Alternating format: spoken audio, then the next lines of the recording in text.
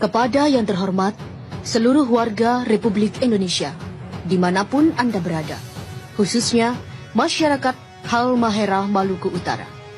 Dengan segala hormat, saya Anissa Madaniah memberitakan tentang tambang emas yang ada di Halmahera.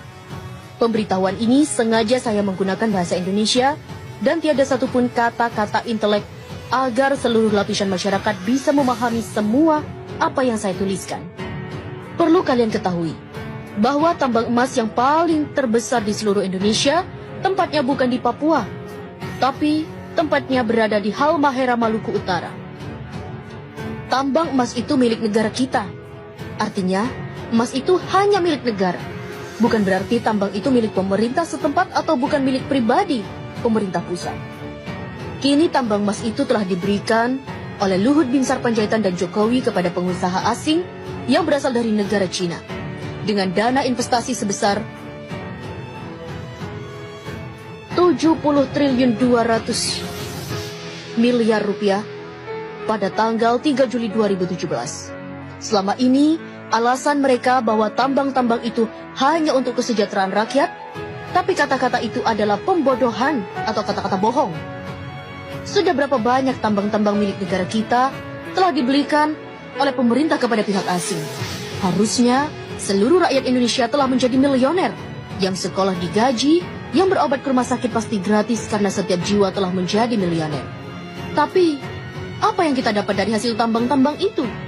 Justru tambang itu habis, dan uangnya bahkan tiada. Malahan, rakyat Indonesia semakin miskin saja. Para pemimpin Indonesia, semuanya orang-orang buangan.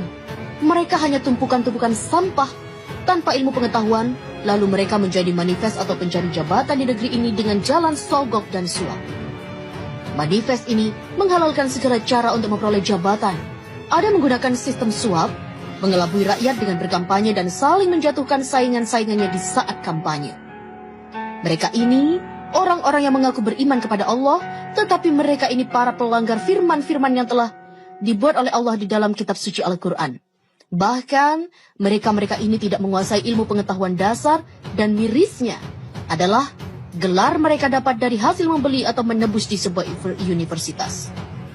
Sehingga mereka membuat kerusakan pada negeri ini. Bahkan, mereka pun sangat berani merusak bumi ini.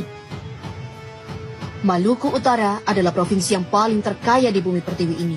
Akan tetapi, warganya dimiskinkan secara sengaja.